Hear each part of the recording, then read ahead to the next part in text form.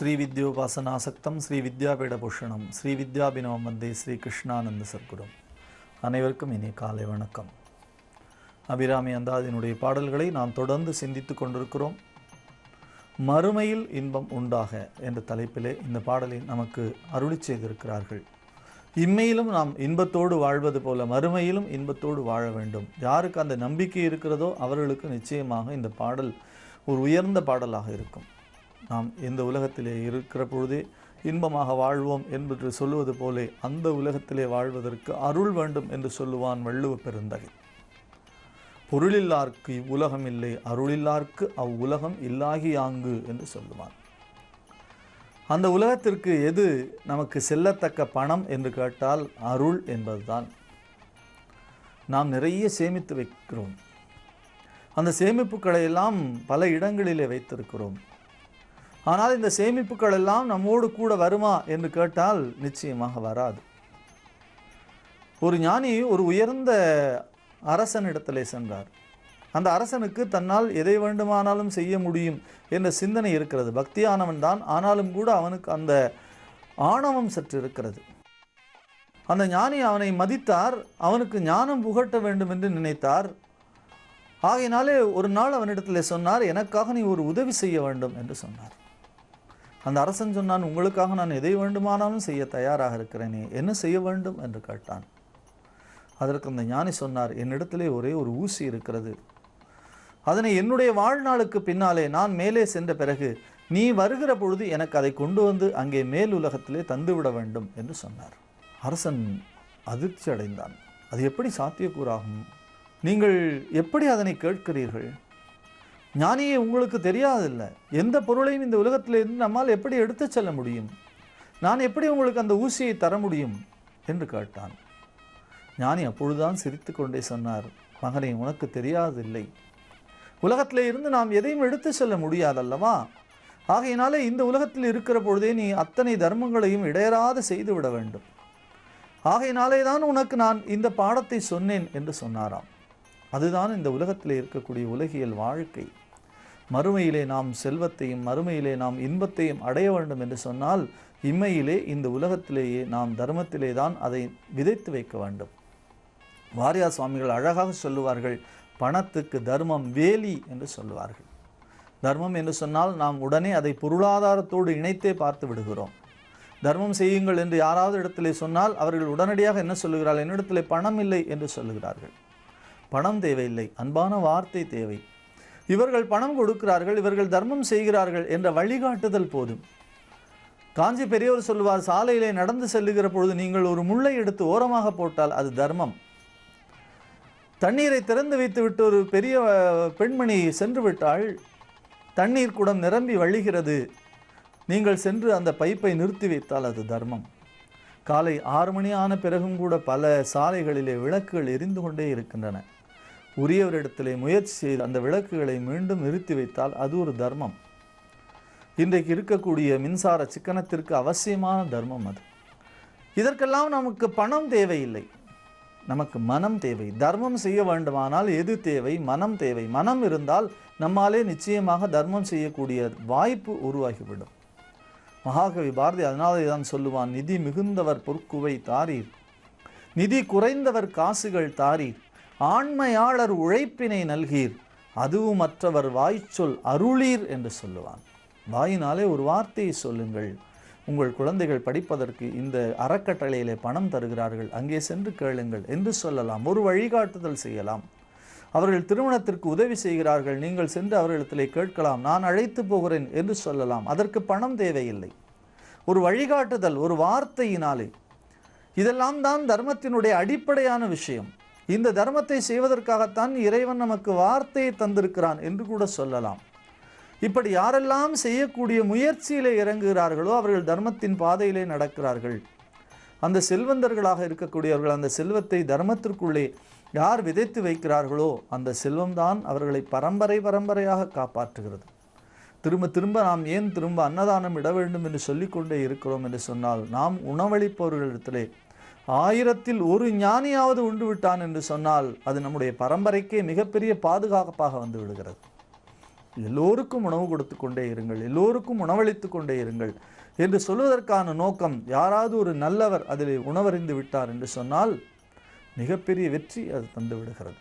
அந்த நம்பிக்கை, அந்த உறுதி, அந்த பாடலைத்தான் நமக்காக இம்மையிலும் சரி மறுமையிலும் நன்மை தர வேண்டும், மறுமையில் இந்த உலகத்திலே அந்த உலகத்திலே நாம் இன்பம் பெற வேண்டும் என்பதற்கான பாடலை நமக்கு அருளி செய்திருக்கிறார் அபிராமி பட்டர். அந்த அருமையான பாடலைத்தான் நாம் சிந்திக்கிறோம். உமையும் உமை ஒரு பாகரும் ஏக உருவில் வந்து இங்கு எமையும் தமக்கு அன்பு செய்ய வைத்தார். இனி எண்ணுதற்கு சமயங்களும் இல்லை, ஈன்று எடுப்பாள் ஒரு தாயும் இல்லை, அமையும் அமையுறு தோழியர் மேல் வைத்த ஆசையுமே என்பது அந்த பாடல். அபிராமி பற்று பல இடங்களிலே சொல்லுவது அதுதான். தேவி மட்டும் தனியாக வரவில்லை. உமையும் உமை ஒரு பாகரும் ஏக உருவில் வந்து, தொன்மை கோலம் என்று சொல்லுவாரே மாணிக்க வாசக பெருந்தகை, அந்த தொன்மை கோலத்திலே தேவி காட்சி தந்தாளாம். உமையும் உமை ஒரு பாகரும் ஸ்ரீகண்டார்த்த சரீரினி என்று லலிதா சகஸ்ரநாமம் சொல்லுகிறதே. அப்படி இருவருமாக வந்து காட்சி தந்தார்கள். காட்சி தந்து அருளி செய்ததைத்தான் இந்த பாடல் நமக்கு வழங்குகிறது. இந்த பாடலை தொடர்ந்து சிந்திப்போம். நாளை சந்திப்போம். நன்றி, வணக்கம்.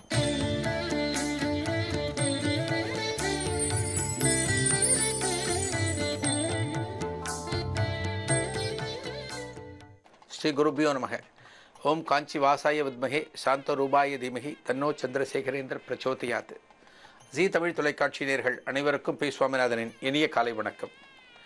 தெய்வத்தின் குரல் நேற்றைய நிகழ்ச்சியில் ரவா தோசை குறித்து மகா சுவாமிகள் ஒரு அனுபவத்தை பார்த்துட்டுருக்கோம். அந்த ராத்திரி நேரத்தில் ஒரு 6-7 ரவா தோசையை வாத்து கொண்டு வந்து மகா சுவாமிகளுக்கு முன்னால் வச்சுட்டு அந்த ராமமூர்த்தி மகா சுவாமிகள் இந்த தோசையை எடுத்துக்கிறாரான்னு பார்க்கறதுக்காக வந்து உட்கார்ந்துட்டுருக்கார். கொஞ்ச நேரம் கழித்து, 1 மணி நேரம் கழித்து, ஒரு 6 வைதீக அன்பர்கள் ஆந்திர மாநிலத்திலேருந்து மகா சுவாமிகள் பார்க்கறதுக்காக வந்திருக்கா. வந்த உடனே இவ வந்திருக்கான்னு தகவல் சொல்லியிருக்கு. உடனே மகா சுவாமிகள் வர சொல்கிறா. வர சொல்லிட்டு இந்த ராமமூர்த்தியை பார்க்குறார். மகா சுவாமிகள் ராமமூர்த்தியை பார்த்துட்டு அவர்கிட்ட சொல்கிறார், இவாளுக்காகத்தான் நான் ரவா தோசை கொண்டு வர சொன்னேன். இவா வரப்போறான்னு தெரியும், இவா வரப்போறா, இவாளுக்கு கொடுக்கணுங்கிறதுக்காக இந்த ரவா தோசையை பண்ணி கொண்டு வர சொன்னேன் அப்படின்னு அவர்கிட்ட சொல்கிறா. அந்த 6 வைதிக அன்பர்களும் உள்ள நுழைகிறா. உள்ள நுழைஞ்ச உடனே மகா சுவாமிகளுக்கு சாஷ்டாங்கமாக நமஸ்காரம் பண்ணுறா.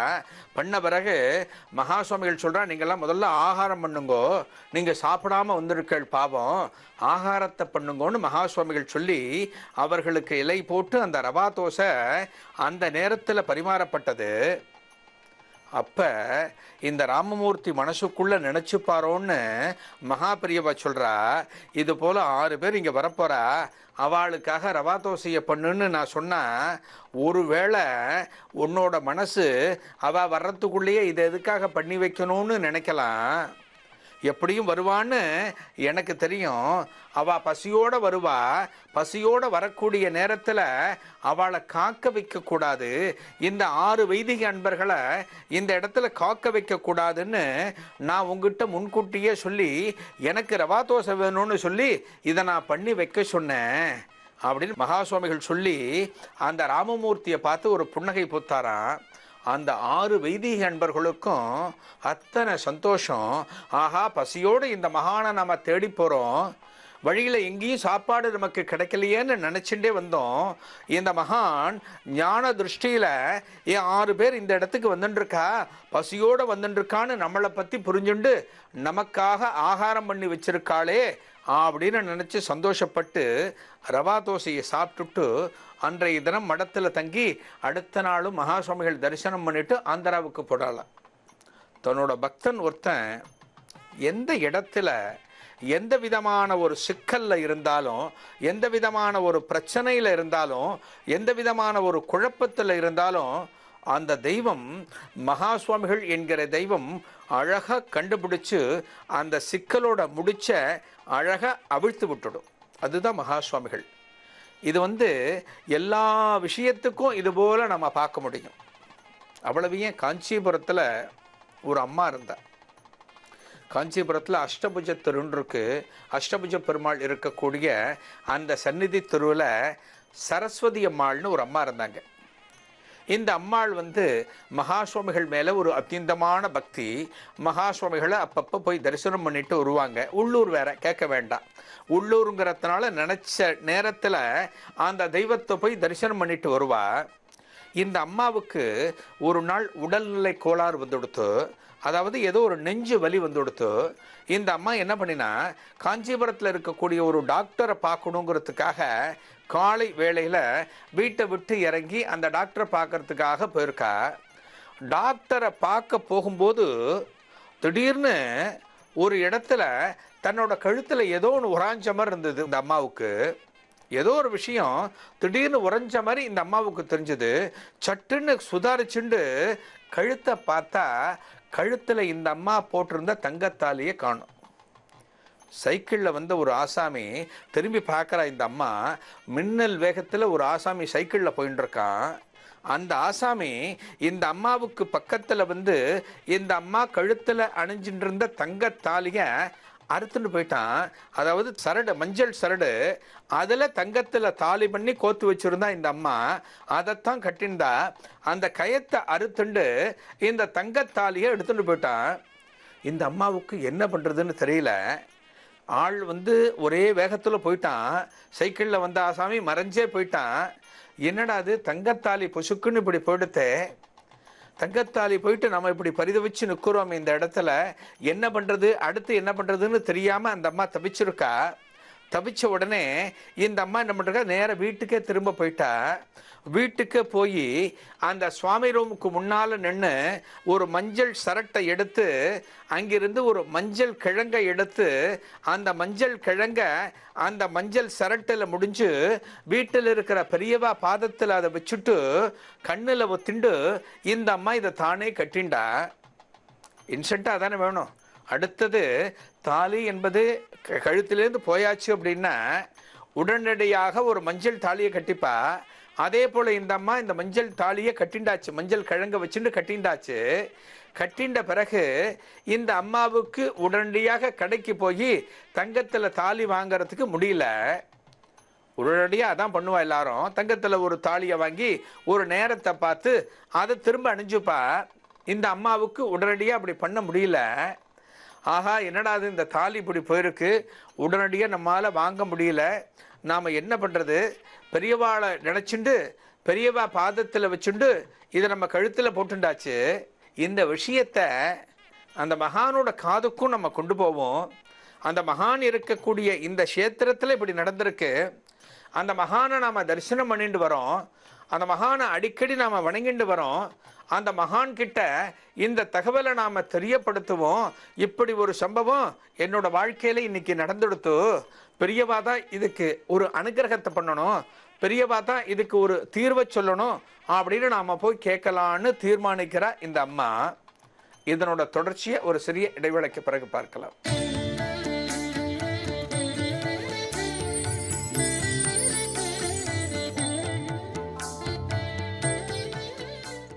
இந்த காஞ்சிபுரத்தில் வசிக்கிற அந்த சரஸ்வதி அம்மா தாலியை ரோடில் பறி கொடுத்த உடனே வீட்டுக்கு ஒரு மஞ்சள் சரட்டில் ஒரு மஞ்சள் கிழங்கு எடுத்து கட்டிக்கிறா. உடனே இந்த விஷயத்தை மகா சுவாமிகள்கிட்ட சொல்லணும்னு தோணி அந்த அம்மா நேராக காஞ்சிபுரம் மகா சுவாமிகள் சன்னிதானத்துக்கு வர. அந்த அம்மா முகத்தில் கண்ணீரும் கம்பளையுமா இருக்குது. அந்த தெய்வத்தோட சந்நிதிக்கு வந்த உடனே இந்த விஷயத்தை சொல்ல முற்படும் போதே இந்த அம்மா கண்ணில் ஜலம் கட்டி நிற்கிறது. இந்த விஷயத்தை மகா சுவாமிகள்கிட்ட சொல்லணும்னு நேரம் பார்த்துட்டு இருக்கா. அதாவது என்னோட கழுத்தில் இருந்த தாலியை, தங்கத்தாலியை ஒருத்தன் அறுத்துட்டு போயிட்டாங்கிறத சொல்கிறதுக்காக அந்த அம்மா அந்த இடத்துல காத்துண்டு நிற்கிறா. மகா சுவாமிகளை தரிசிக்க அன்றைக்கி பல பக்தர்கள் வந்திருக்கா. ஒரு சில குடும்பத்திலேருந்து குடும்பத்தில் நடக்க இருக்கக்கூடிய கல்யாணத்துக்காக, திருமணங்களுக்காக பத்திரிகையை மகா சுவாமிகள்கிட்ட சமர்ப்பித்து மகா சுவாமிகள் ஆசிக்காக நின்றுருக்கா. பல பேர் நல்ல காரியமாக வந்திருக்கா. அந்த கல்யாணம் நடக்கணுங்கிறதுக்காக மகா சுவாமிகள் ஆசீர்வாதம் வாங்கிறதுக்காக நின்றுருக்கிற வேளையில் என்னோட தாலியை ஒருத்தன் அறுத்துண்டு போயிட்டான்னு சொல்கிறது ஒரு அபச்சாரமாக இருக்கும், ஒரு மங்களமான விஷயம் கிடையாது, இந்த இடத்துல சொல்லக்கூடாதுன்னு எவ்வளவு நாகரிகம் பாருங்கோ. அந்த சரஸ்வதி அம்மா தவிச்சுண்டு ஒரு ஓரமாக நின்றுருக்கா. கண்ணில் ஜலம் வருது. அந்த கருணை தெய்வம் ஒரு இடத்துல உட்காந்துட்டு ஒரு ரவுண்டு அப்படி பார்த்ததுன்னா எந்தெந்த கோடியில் என்னென்ன நடக்கிறது எல்லாத்தையும் பிடிச்சிடும்.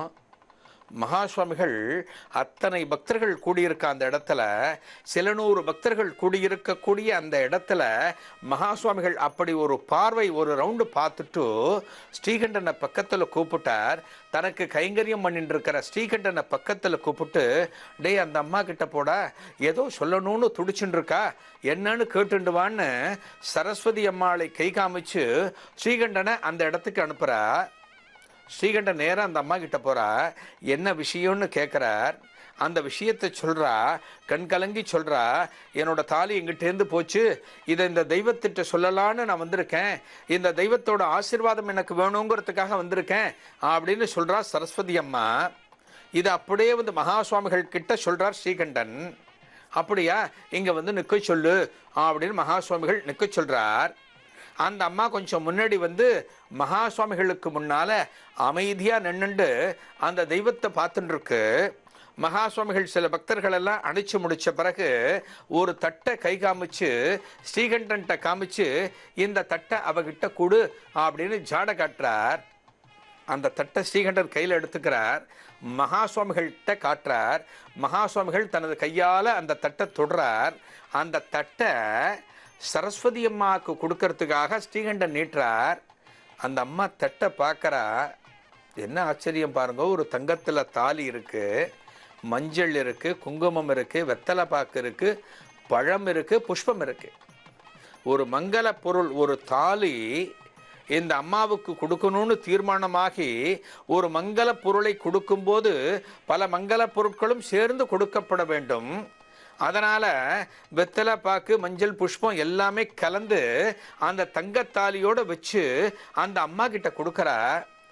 அந்த அம்மா குரல் உடைஞ்சு என்ன சொல்கிறதுன்னு தெரியாமல், பெரியவாளே நீங்கள் தெய்வந்தான் அப்படின்னு நமஸ்காரம் பண்ணி விழுந்து எழுந்து அந்த தட்டை வாங்கிக்கிறா. அதை வாங்கி தன்னோட 2 கண்ணுலையும் ஒத்திக்கிறா. ஒரு தாலி பறிபோன நேரத்தில் அடுத்த தாலி மகா சுவாமிகள் அருளால், ஒரு சர்வேஸ்வர அவதாரனோட அருளால் இந்த அம்மாவுக்கு கிடைச்சிருக்கு. அந்த தாலியை கையில் வாங்கிட்டு கண்ணில் ஒத்திண்டு மகா சுவாமிகளை வணங்கி எழுந்து கேட்குறா, இந்த தாலியை நான் எப்போ கட்டிக்கணும்னு கேட்குறா. அது தைப்பொங்கல் காலம். மகா சுவாமிகள் சொல்கிறார், அந்த தைப்பொங்கலுக்கு அடுத்து வரக்கூடிய ஒரு சில நாளில் ஒரு நாளை அடையாளம் சொல்லிட்டு இத்தனை மணிக்கு கட்டிக்கோங்கிறா. அந்த அம்மா வாங்கிட்டு போகிறா.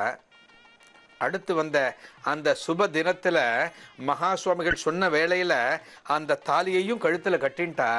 கழுத்தில் கட்டிக்கும் போது மகா சுவாமிகளை நினச்சிண்டு தனக்கு வாழ்வு கொடுத்த, தனக்கு தங்கத்தில் தாலி கொடுத்த அந்த தெய்வத்தை மானசீகமாக பிரார்த்தனை பண்ணிட்டு வீட்டில் ஒரு நமஸ்காரத்தை பண்ணிட்டு நேராக மகா சுவாமிகளை பார்க்க வரா. போகும்போது வெறுங்கையோடு போகக்கூடாது அப்படிங்கிறதுக்காக ஒரு 100 கிராம் டைமண்ட் கல்கண்டு வாங்கிக்கிறா. அந்த குட்டி குட்டி கல்கண்டாக இருக்கும் இல்லையா, அந்த கல்கண்டை வாங்கி ஒரு பொட்டலமாக எடுத்துட்டு மகா சுவாமிகளை தரிசிக்க போகிறா. மகா சுவாமிகள் மடத்தில் இருக்கார். மகா சுவாமிகள் சன்னிதானத்துக்கு போன உடனே அன்றைக்கி பக்தர்கள் கொஞ்சம் கம்மியாக இருந்தா, அங்கங்கே பல பேர் உட்கார்ந்துட்டு இருந்தா. அதனால் மகா சுவாமிகளுக்கு முன்னால் பக்தர்கள் அதிகம் கிடையாது. இந்த அம்மா நேராக போனவா தாலி அணிஞ்சிருந்த விஷயத்தை சொல்லிட்டு மகா சுவாமிகளுக்கு நமஸ்காரத்தை பண்ணிட்டு இந்த கல்கண்டு பொட்டலத்தை மகா சுவாமிகள் சன்னிதானத்தில் சமர்ப்பிச்சா. மகா சுவாமிகள் என்ன பண்ணினார், அந்த பொட்டலத்தை ரொம்ப ஆச்சரியமாக எந்த பக்தர்கள் கொடுத்தாலும் எடுத்துக்காத மகாபிரியவா அந்த பொட்டலத்தில் திறந்தா. அந்த பொட்டலத்தை அவுத்து பார்த்துட்டு அந்த பொட்டலத்திலேருந்து ஒரு கல்கண்டை எடுத்து தனது வாயில் போட்டுண்டா. ஆச்சரியமாக பார்த்தா, ஆஹா, நாம் கொடுக்கக்கூடிய பொருளை மகா சுவாமிகள் எடுத்துட்டாரேன்னு இந்த சரஸ்வதி அம்மா ஆச்சரியமாக பார்க்குறா. மிச்சம் கல்கண்டை அந்த அம்மா கிட்ட கொடுக்குறா. நான் என்ன பண்ணணும் அப்படிங்கிறா. இப்போ மாங்கல்ய தாரணம் இப்போ தான் முடிஞ்சிருக்கு. மாங்கல்ய தாரணம் முடிஞ்சு நேரம் நீ இங்கே வந்திருக்க. நம்ம ஆற்றுல கல்யாணம் நடந்தால் என்ன பண்ணுவோம், ஒரு நல்ல நிகழ்வு நடந்தால் என்ன பண்ணுவோம், வந்திருக்கிற எல்லாருக்கும் நம்ம ஸ்வீட் கொடுப்போம். அதே போல் நீ ஸ்வீட் கொண்டு வந்து எங்கிட்ட கொடுத்துருக்க, ஒரு நல்ல நிகழ்வு நடந்திருக்குன்னு எங்கிட்ட கொண்டு வந்து கொடுத்த, அதுலேருந்து முதல் ஸ்வீட் நான் எடுத்துட்டேன், இந்த மிச்சம் இருக்கிற ஸ்வீட்டை இங்கே இருக்கிற எல்லாருக்கும் கொடு, உனக்கு மாங்கல்ய தாரணம் இப்போ ஆயிருக்கோ இல்லையோ, இதுவும் ஒரு கல்யாணம் மாதிரி தான் அப்படின்னு மகா சுவாமிகள் சொன்ன உடனே அந்த பெண்மணிக்கு 2 கண்களும் உடைந்து விட்டன. ஒரு குடும்பத்தில் மகா சுவாமிகளை நம்ம எப்படி வேணுமானாலும் சொல்லலாம், ஒரு ஜெகன் மாதாவாக இருந்து இந்த உலகத்தையே காத்து ரட்சிக்கிற ஒரு மாதா அப்படின்னா, தனது குழந்தைக்கு எந்த நேரத்தில் எந்த ஒரு துன்பம் வந்தாலும் அந்த தாய் தான் வந்து சரி பண்ணணும். தனது குழந்தைக்கு, தன்னை வணங்குகின்ற ஒரு குழந்தைக்கு ஒரு தாலி போயிடுத்து அப்படின்னோடனே ஒரு தாலியை கொடுத்து அந்த தாலி கட்டுண்ட வைபவத்தையும் ஒரு கல்யாணமாக பாவித்து, ஒரு மங்கள நிகழ்வாக பாவித்து, ஸ்வீட்டையும் எடுத்துட்டு இந்த ஸ்வீட்டை எல்லாருக்கும் கொடு அப்படின்னு மகா சுவாமிகள் சொல்றதுங்கிறது எப்பேற்பட்ட கருணையின் வெளிப்பாடு. மகா சுவாமிகளை அத்தியந்தமா சரண் புகுந்தால் நமக்கு எல்லாமே இப்படித்தான் நடக்கும், எல்லாமே சுபம்தான் நமக்கு. அந்த மகா சுவாமிகளோட நம்மளை முழுக்க ஒப்படைத்தால் அந்த மகா சுவாமிகள் எல்லாவற்றையும் பார்த்து கொள்வார். நமக்கு எந்த நேரத்தில் என்ன கொடுக்கணும், எப்படி போகணும் அப்படிங்கிறத மகா சுவாமிகள் பார்த்துப்பார். தனது பக்தைக்கு ஒரு கஷ்டம்னா அந்த தெய்வத்தால் எந்த காலத்திலையும் பொறுத்து கொள்ள முடியாது. தனது பக்தனுக்கு எந்த காலத்திலையும் ஒரு இடர்னா, இந்த காலமாகட்டும், இந்த காலமாகட்டும், வருங்காலமாகட்டும், எந்த காலமாக இருந்தாலும் பக்தனுக்கு ஒரு கஷ்டம்னா அந்த ஜெகன்மாதாவால் பொறுக்க முடியாது அப்படிங்கிறது சத்தியம். நாளைய தெய்வத்தின் குரல் நிகழ்ச்சியில் ஒரு புதிய அனுபவத்தோடு சந்திக்கலாம். நன்றி, வணக்கம். நம சிவாய நம சிவாய ஓம் நம சிவாய நம சிவாய நம சிவாய ஓம் நம சிவாய நம சிவாய நம சிவாய ஓம் நம சிவாய நம சிவாய நம சிவாய ஓம் நம சிவாய